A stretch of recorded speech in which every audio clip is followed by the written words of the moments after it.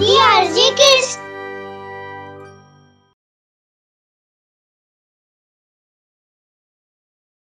कहानी सेठ करोड़ीमल।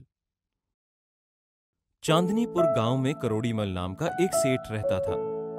उसकी सोने और चांदी की दुकान थी। करोड़ीमल बहुत ही घमंडी और लालची किस्म का आदमी था। एक दिन शाम को करोड़ीमल अपनी दुकान बंद करके घर लौट रहा था। तभी अचानक से उसके सर में जोर से दर्द होना शुरू हो गया। उसका नौकर गोलू भी साथ था। अरे बाप रे, अचानक सर में दर्द होने लगा। सेठ जी, आपने पूरे दिन कुछ नहीं खाया है, इसीलिए सर में दर्द हो रहा है। अरे नहीं गोलू, ये दर्द मालिश वाला दर्द है, समझा? नहीं सेठ जी, मैं कुछ नहीं समझा। घर चलकर मेरे सर की अच्छे से मालिश करना खुशबू वाले तेल से, तो दर्द अपने आप चला जाएगा, समझा? हाँ सेठ जी, समझ गया। दोनों लोग घर आते हैं। सेठ कहता है, गोलू जल्दी से खुशबू वाला नूरानी तेल लेकर आओ और मेरे सर की अच्छी तरह मालिश करो, जल्दी जाओ। जी सेठ जी, अभी लेकर आता हूँ। गोलू गाना गाते हुए दूसरे कमरे में तेल लेने जाता है। सर जो तेरा चकराए या दिल डूबा जाए, आजा प्यारे पास हमारे, काहे घबराए काहे घबराए। अरे यहाँ भी तेल नहीं है, यही तो रखा था, कहाँ चला गया? गोलू कमरे में तेल खोजता है, लेकिन तेल नहीं मिलता। हो सकता है रसोई में रखा हो, जाकर देखता हूं। गोलू रसोई में जाता है। उसकी नजर वहां एक हरे रंग की शीशी पर पड़ती है। वो उसे खोलकर सूंघता है। लगता है यही नूरानी तेल है। खुशबू तो बहुत भयानक आ रही है। तभी सेठ जोरदार आवाज गोलू को लगाता है। अरे गधे, क्या हुआ? अभी तक तुझे तेल की शीशी नहीं मिली? यहाँ मेरा सर दर्द से फटा जा रहा है। मिल गई सेठ जी, मिल गई, आ रहा हूँ। अभी आपके सर का दर्द गायब कर दूंगा। गोलू तेल लेकर सेठ के सर पर जैसे ही लगाता है, सेठ जोर से चिल्लाता है, अबे घोंचू, ये क्या लेकर आया है? सेठ जी, ये वही नूरानी तेल है, खुशबू वाला। अबे ये नूरानी तेल नहीं, फिनाइल है बेवकूफ। लेकिन सेठ जी, मैंने तो सारी शीशियों को सूंघ सूंघ कर देखा, फिर उसमें से यही एक खुशबू वाली शीशी थी। पता नहीं ये पागल नौकर कहाँ से मेरे पल्ले पड़ गया। कोई भी काम ठीक से नहीं करता, सारे काम उल्टे पुल्टे करता है।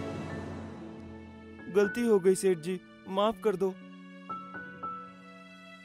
अब मैं तुझे एक मिनट भी नहीं झेल सकता। जा, दफा हो जाए यहाँ से हमेशा के लिए। मुझे तेरे जैसे पागल की जरूरत नहीं, चल जा यहाँ से। सेठ जी, माफ कर दो, दोबारा ऐसी गलती नहीं करूंगा। मुझे घर से मत निकालो, मैं कहाँ जाऊंगा? दया करो सेठ जी। सेठ गोलू को घर से बाहर निकालकर दरवाजा बंद कर लेता है। गोलू घर से निकलकर गांव के एक मंदिर में जाता है और भगवान से कहता है, भगवान, मैं क्या करूं?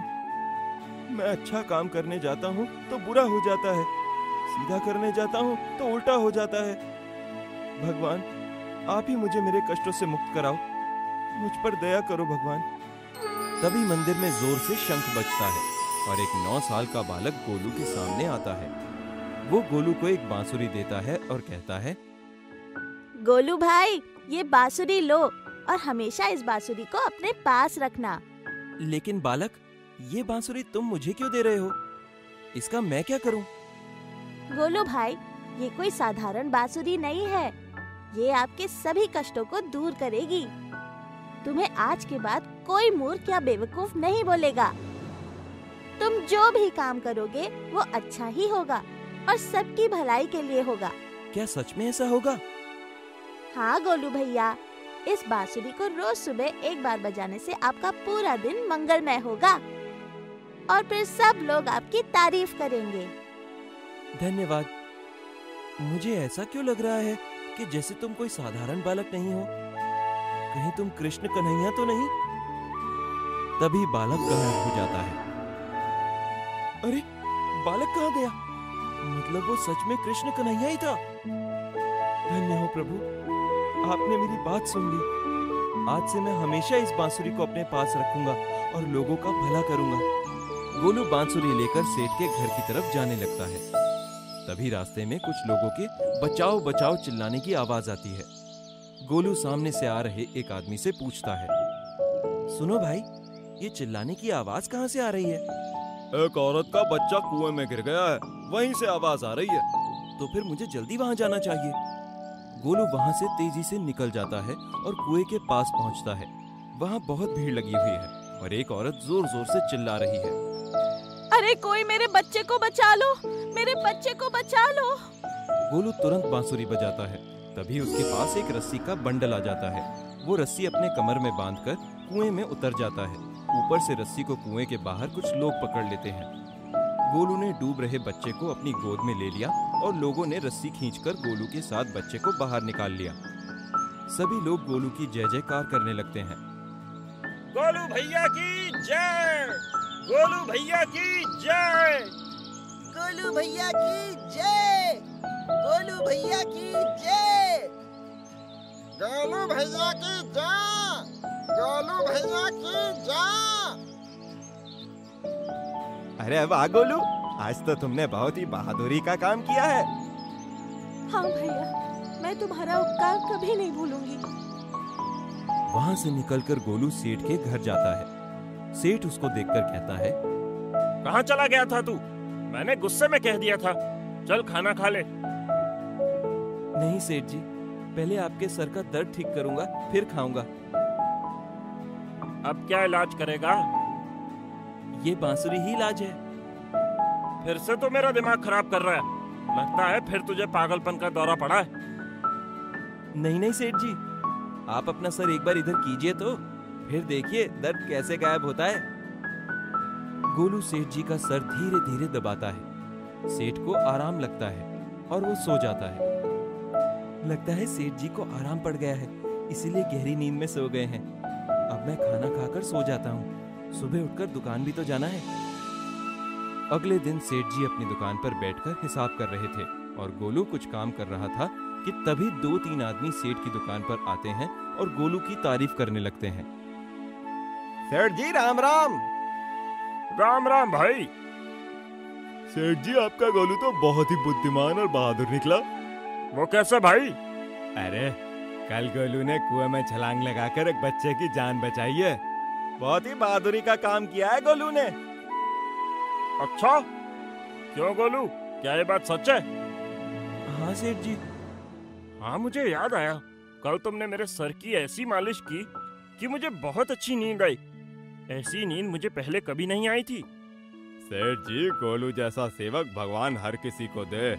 ये कहकर वो लोग वहां से चले जाते हैं। तब सेठ गोलू से कहता है, गोलू, मैंने आज तक तुमको जो भी भला बुरा कहा है उसके लिए मुझे माफ कर दो। आज के बाद मैं तुम्हें कभी बुरा नहीं बोलूंगा। अरे सेठ जी, आप मुझे शर्मिंदा मत करो, मैं तो आपका सेवक हूँ और हमेशा रहूंगा। अच्छा ये बताओ गोलू कि ये चमत्कार कैसे हुआ? ये सारा चमत्कार इस कृष्ण कन्हैया की बांसुरी का है सेठ जी। गोलू सेठ जी को बांसुरी दिखाता है। बांसुरी का? फिर गोलू सेठ जी को मंदिर वाली पूरी बात बताता है। अरे गोलू, तुम तो बहुत भाग्यशाली निकले। भगवान तुझे खुद मिलने आए थे। हम सब भी इतनी पूजा पाठ करते हैं लेकिन हमने उनके दर्शन कभी नहीं किए। लेकिन तेरा मन सच्चा है, इसीलिए तूने उनको देख लिया।